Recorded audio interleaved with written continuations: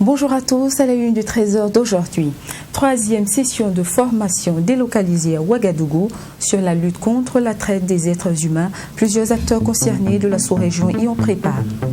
Au Mali, le consortium des organisations de la société civile est monté au créneau vis-à-vis des sanctions émises par la CEDEAO sur le pays et dénonce également la violation des lois par la Cour constitutionnelle. Bienvenue à cette session de la mi-journée. Débutons ce journal avec le sommet extraordinaire des chefs d'État de la CEDEAO tenu à Accra ce dimanche. Au centre des échanges, la situation au Mali. Le président burkinabé et ses homologues ont condamné le deuxième coup d'État au Mali. Ils ont demandé la nomination d'un premier ministre issu de la société civile et ont invité les autorités de la transition malienne à respecter le calendrier électoral. La CEDEAO a cependant réaffirmé son attachement à la démocratie et condamné toute action de déstabilisation dans la zone ouest africaine. Écoutons à présent le ministre burkinabé des Affaires étrangères. Il a été réaffirmé que le calendrier électoral soit respecté, à savoir que les élections se tiennent le 27 février, comme c'est déjà indiqué, que également il faut que au niveau de la transition, il soit réaffirmé que les premiers responsables de la transition, président et premier ministre, ne puissent pas se présenter aux élections, qu'il y ait un premier ministre civil et également, comme je l'ai dit, autant la CEDEAO a dit qu'il faut accompagner donc le Mali, donc autant il a été demandé à la communauté internationale qu'elle puisse accompagner également le Mali. Comme vous savez, il y a beaucoup d'intervenants au Mali. Il y a ceux qui sont sur place, notamment en termes sécuritaires, mais il y a aussi les partenaires techniques et financiers. Donc, si tout cela se retire, ça va être assez difficile. Et c'est tenant compte de cette situation difficile que la CEDEAO n'a pas voulu prendre des mesures, j'allais dire, draconiennes du genre fermeture des frontières, blocage financier. Mais la sanction, parce qu'il s'agit quand même d'une situation qui a été qualifiée de coup d'État. Donc la CEDEAO condamne donc ce qui est arrivé et c'est pour cela qu'elle sanctionne le Mali. Le Mali est sanctionné et ne peut pas prendre part à toutes les instances de décision de notre organisation. Toujours au Mali, le consortium des organisations de la société civile pour des réformes profondes a tenu ce lundi une conférence de presse pour dénoncer les sanctions de la CEDEAO au lendemain de leur sommet extraordinaire. Il évoque par ailleurs une violation des lois par la Cour constitutionnelle malienne. Bouré Massoulou, notre correspondant sur place.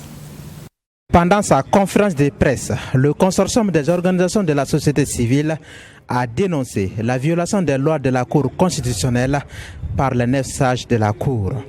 Les textes de la Cour sont clairs, nous dit Dr Ibrahim Sango, qui est le président de ce consortium. Dans la Constitution et dans la loi, dans tous les textes qui réglementent le fonctionnement de la Cour constitutionnelle, il est bien spécifié qu'en de pareilles circonstances, il y a eu coup d'État le 24 mai, mais ce n'est ni le directeur de cabinet ni quelqu'un d'autre. C'est soit le président de l'Assemblée nationale ou le Premier ministre qui sont habilités à saisir la Cour constitutionnelle. Or, ces deux n'existent pas. S'ils n'existent pas, la Cour constitutionnelle devrait rejeter la requête. Et pour la suite, c'est la charte de la transition qui a tranché. Parce que la charte de la transition a dit qu'il faut un président civil et un premier ministre civil. Selon le consortium, le Mali a été humilié à Accra lors du sommet extraordinaire tenu ce dimanche 30 mai. Il estime aussi que la suspension du Mali des instances de l'organisation communautaire a des conséquences néfastes. Pour nous, les Maliens ne doivent pas se réjouir. Pour nous, les Maliens ont été humiliés. Parce que quand vous voyez la déclaration finale de la CEDEAO, on ne parle pas du président Assimi Goïta qui a participé à la CEDEAO. Donc l'humiliation, c'est pour tout le peuple malien. Maintenant, la deuxième chose, c'est la sanction. Une sanction a été prise pour enlever le Mali de la CEDEAO. Ça veut dire quoi? Ça veut dire que le Mali, aujourd'hui, dans toutes les instances régionales et internationales, va être suspendu jusqu'à ce que la CEDEAO revienne sur la suspension. Et c'est là, ça veut dire quoi? Si nous avons des Maliens qui visent des postes à l'international, dans des regroupements comme l'Union africaine, comme l'UEMOA, comme l'OIF, comme les Nations Unies, ils seront tous suspendus. C'est-à-dire que suspendus, on viendra toujours au dernier plan. Donc tout ça, c'est des choses qui ne sont pas agréables. Le consortium des organisations appelle les autorités maliennes au respect des lois du pays pour que les Maliens retrouvent la paix et la sécurité. Retour au Burkina, le groupe parlementaire de l'Union pour le progrès et le changement a dressé hier le bilan de sa participation aux travaux de la première session ordinaire de l'Assemblée nationale dont la clôture était ce week-end. L'UPC exprime une satisfaction au regard des activités menées au cours de cette session qui a duré 3 mois. Le point de ses membres dans ce reportage signé Abdelrahim Nié. Le groupe parlementaire UPC ne regrette pas le choix de son parti de rejoindre la majorité présidentielle. C'est le sentiment après avoir participé à la première session ordinaire appelée session des lois. Le groupe se dit donc satisfait de sa participation à cette session qui a permis l'adoption de 30 lois qui visent, selon le groupe, l'intérêt de la population. La loi portant régime de sécurité sociale applicable aux agents publics de l'État, qui consacre l'augmentation de la part de l'orphelin au titre de la pension de survivants qui passe de 10 à 50%, et ce, quel que soit le nombre d'orphelins. Aussi, un travailleur du public qui a cotisé moins de 13 ans, ce qui n'était pas le cas, peut payer les 2 ans restants pour remplir les 15 ans de cotisation exigés pour bénéficier de la pension retraite. Avant, ce n'était pas possible. La loi permet en outre à ceux qui veulent cotiser pour bénéficier d'une retraite plus confortable de le faire grâce à ce qu'on appelle l'assurance volontaire. La pension de retraite sera également désormais calculée en tenant compte des indemnités, ce qui n'était pas le cas par le passé. La loi consacre enfin la simplification des procédures de gestion des risques professionnels en permettant la prise en charge directe des victimes d'accidents de travail et de maladies professionnelles et de dons. Il faut noter que tous ces projets de loi ont reçu le quitus du groupe parlementaire UPC dans le souci donc de satisfaire les besoins de nos populations.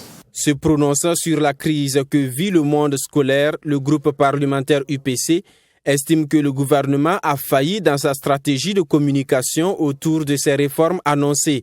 Il invite par ailleurs les différentes parties au dialogue. On nous frappe déjà au nord et à l'est. Si entre nous-mêmes ici à Ouagadougou, on se tire là-dessus, on se pourchasse, c'est vraiment pas agréable. Donc on a demandé aux différentes parties vraiment de faire balle à terre et puis de se parler. Nous, on pense que s'ils se parlent, ils vont se comprendre. Surtout, comme je l'ai dit, les vraies réformes vont venir après les assises. Voilà, les vraies réformes vont venir après les assises. Et donc, si on se parlait en amont, on pense qu'on aurait pu éviter cette situation malheureuse. Le groupe parlementaire du Parti du Lion se félicite du fait que les députés du groupe ont déjà organisé des journées de redevabilité dans leurs localités respectives. Concernant le discours sur la situation de la nation prononcé par le chef du gouvernement au cours de cette session, le groupe parlementaire estime qu'il traduit la réalité du pays. Il s'est ouvert hier à Ouagadougou la première session extraordinaire du Conseil économique et social. 3 jours durant, le Conseil se consacrera à l'examen du projet de développement 2021-2025 et il proposera des stratégies adéquates au gouvernement pour sa mise en œuvre. Ami Valiant et Nelly Tapsoba pour le compte-rendu. À travers cette session extraordinaire, les membres du Conseil économique et social vont durant ces 3 jours passer en revue les axes stratégiques du projet du nouveau référentiel national du développement 2021-2025. Un référentiel qui a pour objectif de transformer de façon structurante l'économie burkinabé et réduire les inégalités. Au cours de cette session, nous devons nous employer à une analyse diagnostique de la situation économique et sociale du Burkina Faso, à un examen approfondi de la stratégie proposée, des opportunités et du schéma de financement de l'économie, des facteurs de risque ainsi que des mesures de mitigation identifiées pour sa mise en œuvre.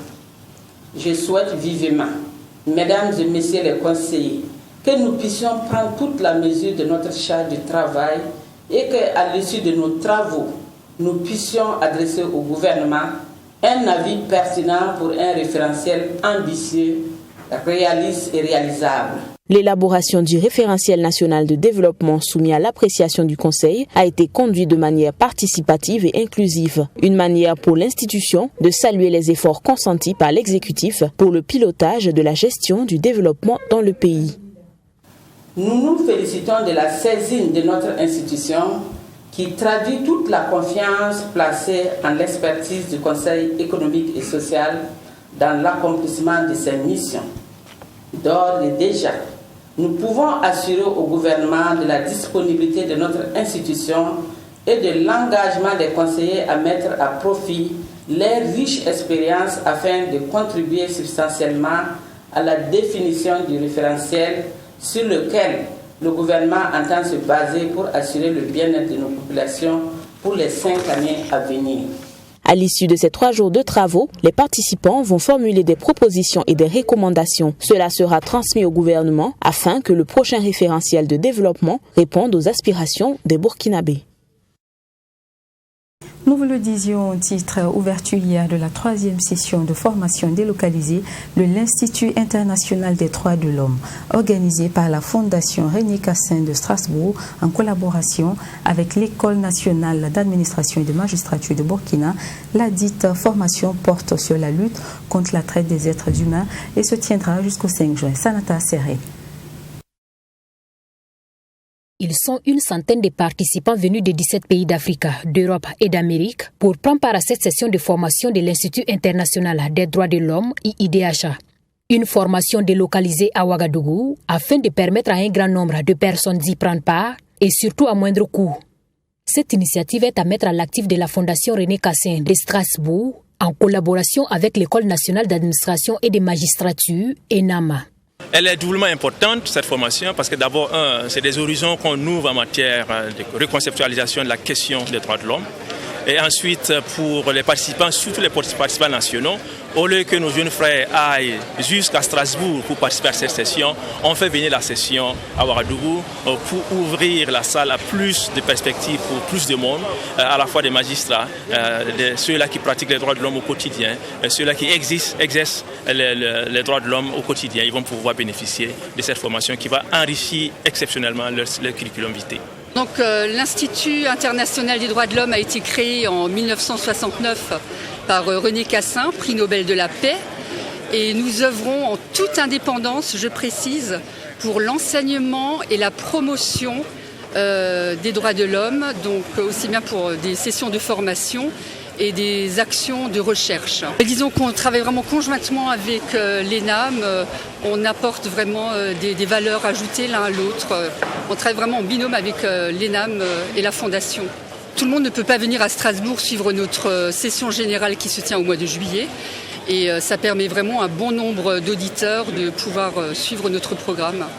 Le thème de la présente formation, lutte contre la traite des êtres humains, a été jugé pertinent par la ministre burkinabé de la Justice, des droits humains et de la promotion civique. Une formation qui, selon elle, va permettre de donner aux participants des rudiments nécessaires pour lutter davantage contre ce phénomène en Afrique et dans le monde entier en général. Comme vous pouvez vous en douter, ce thème interpelle mon département de façon particulière. En effet, dans le contexte actuel de notre région, marqué par la crise sanitaire dans l'espace sahélo-sahélien, la traite des êtres humains est devenue une pratique courante développée par des délinquants de tout acabit qui enrôlent des hommes et des femmes de tout âge dans des projets funestes.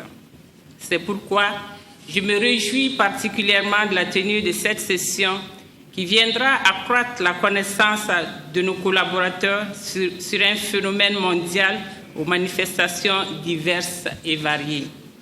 La centaine de participants à cette session de renforcement des capacités sur la lutte contre la traite des êtres humains a été sélectionnée en fonction de leur parcours académique et professionnel. Cette formation qui va s'étaler sur 6 jours sera sanctionnée par un certificat en droits de l'homme délivré par l'Institut international des droits de l'homme, IIDH. Dénouement de conflit dans la zone non lotie de Kalsin, dans la localité de Samba, où la population était opposée au conseil communal qui menaçait de les dégager. Un processus de lotissement est en vue et les populations de Calcin ont manifesté leur joie ce dimanche. Michael Touré et Abdelhaïmi. À cette assemblée générale d'information sur le processus de recasement de la population de la zone non lotie de Calcin dans la commune de Saba, c'est Seydou Traoré, président du MSP Drôle, qui apporte la bonne nouvelle aux habitants. À couteau tiré depuis plusieurs années avec la mairie de Saba, tout résident réel de cette zone, propriété de la Sonature, aura une parcelle, foi de Seydou Traoré. Je vous ai dit tout de suite en assemblée générale que j'ai demandé à ce que les associations sortent recenser les gens. Uniquement ceux qui hésitent, ils sont partis, ils ont recensé, ils sont venus à la commission, ils ont comparé avec la liste des 1900 que nous avons rejetés, ils ont trouvé que c'est propre. Maintenant, c'était question de sortir vite sur le terrain. J'ai dit, mais je ne vois pas pourquoi aujourd'hui on a 790. Commencez à attribuer. Il y a eu des gens qui ont posé des demandes pour qu'on révise leur situation. On va statuer sur ça aussi. C'est lui qui réside et qui doit avoir. On va aller sur le terrain. Pour cette population de la zone non lotie, c'est un ouf de soulagement. Après plusieurs manifestations, c'est enfin le bout du tunnel. Pour les 3 associations réunies en coalition, le lieu de recasement de la population est identifié et le processus de parcellisation a déjà commencé.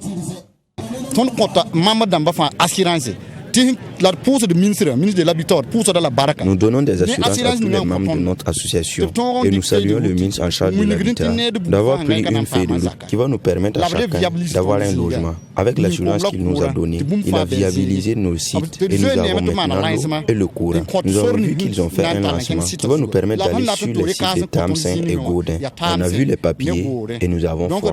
C'est une bonne chose parce qu'il nous a rassuré que tous ceux qui habitent ici auront leur logement.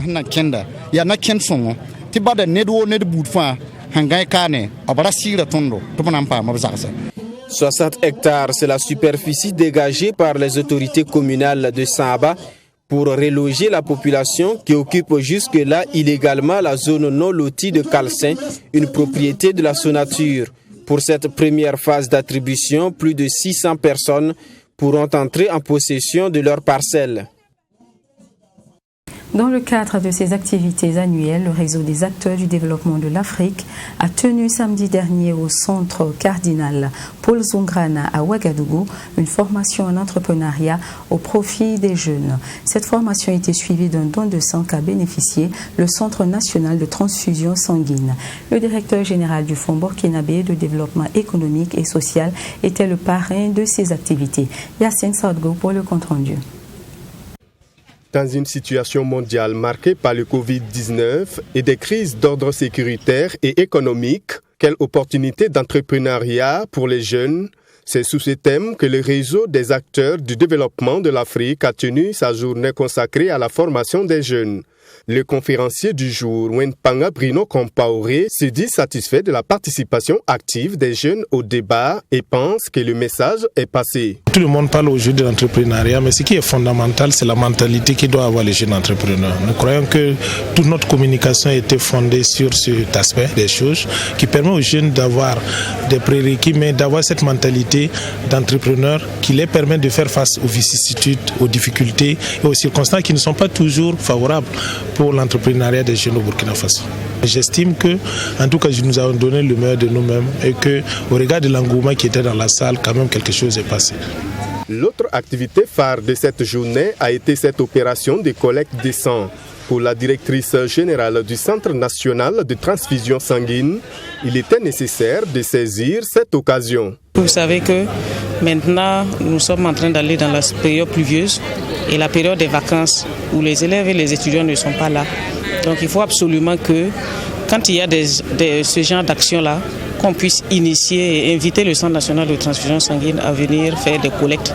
Parce que les élèves vont vider les écoles et les lycées. Il faut qu'on les retrouve dans ces genres de formation ou dans leur lieu de résidence, dans les quartiers et autres, pour pouvoir collecter le liquide précieux. Pour le président du réseau des acteurs du développement de l'Afrique, l'emploi des jeunes et des femmes est aujourd'hui un défi à relever et le président du FASO l'a inscrit dans son programme, d'où la tenue de cette présente formation. Cette activité a pour vision d'accompagner le chef de l'État, le président Roch-Marc Christian Kaboré, dans la mise en œuvre de son programme présidentiel 2021-2025. Et cela, si vous remarquez, dans le nouveau référentiel de développement de son Excellence, Monsieur le Président du FASO, figure dans le 7e chantier le défi du pari de l'emploi des jeunes et des femmes. Et pour cela, nous sommes là pour accompagner son Excellence, Monsieur le Président du FASO, dans la mise en œuvre de son programme présidentiel. Rappelons que le thème de cette formation est « Dans une situation mondiale marquée par le Covid-19 et les crises d'ordre sécuritaire et économique, quelle opportunité d'entrepreneuriat pour les jeunes ?» Intronisation samedi dernier de Salfo Soré Didja Presse. Il est désormais chef de Tampuy-Yarsé, un village situé dans le département de Zitenga, dans la province de Lubretenga, région du plateau central du Burkina. Il porte dorénavant le titre de Naba Tekre. Voici le compte-rendu d'Abdoulaye Mini. Le Naba Tigri de Tampuy-Yarsé prend officiellement les rênes de la chefferie à travers cette cérémonie d'intronisation. Connu comme commissaire général des Koundé, il succède à son père Naba Tigri à la tête de la chefferie traditionnelle de Tampuy-Yarsé. Son pouvoir s'étend sur 4 autres villages, à savoir Rila, Warmé, Konogo et Sanfin. Et comme le nom l'indique, Naba Tigri, c'est l'abondance et c'est l'espoir. Et c'est sous le signe de l'espérance qu'on compte impacter très positivement sur les populations pour qu'ils prennent en main leur propre destin face aux nouveaux défis du monde moderne. Les populations sont sorties nombreuses pour faire allégeance à leur nouveau Naba. L'événement constitue un acte important dans la tradition de leur village. Les collègues et amis du chef ont également fait le déplacement pour honorer Naba Tigri de Tampuy-Yarsé. Beaucoup de santé et beaucoup de sagesse dans ce règne. C'est ce qu'on lui souhaite. Voilà, on est très contents, donc tout honoré comme lui.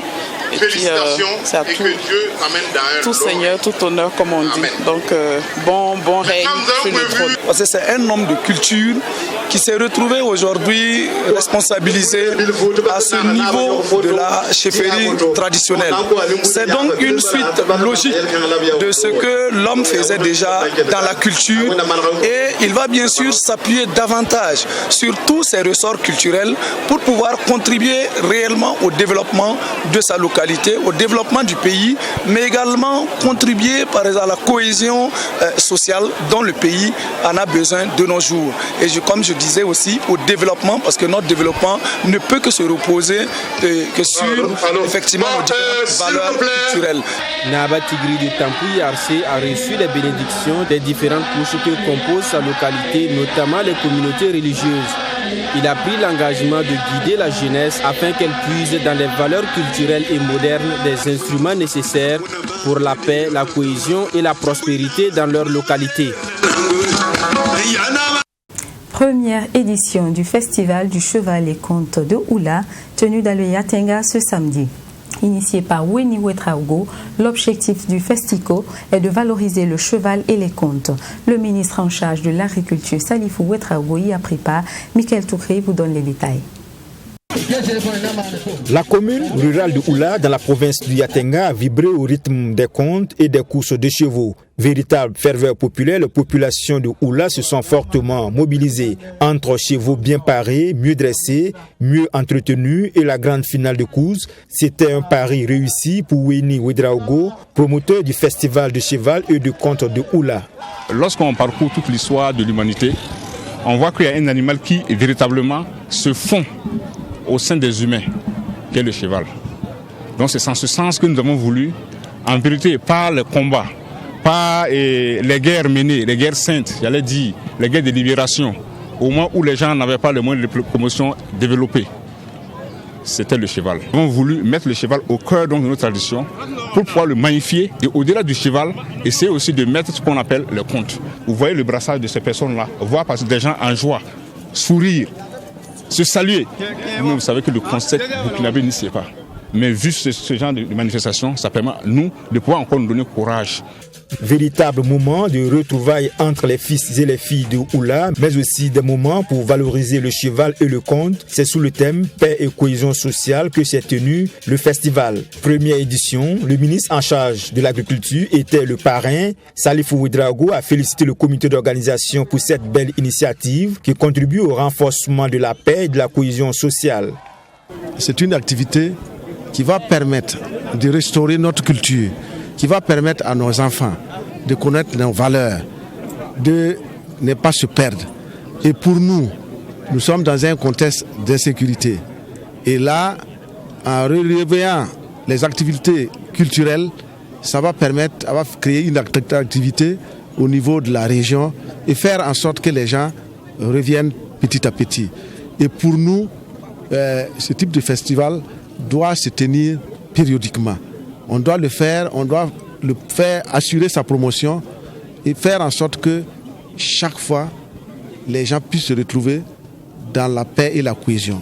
Pour cette première édition du Festico, c'est le cheval 42, grand vainqueur de la course. Rendez-vous a été ainsi donné par le comité d'organisation pour la deuxième édition du Festival de cheval et de conte de Oula avec de grandes innovations.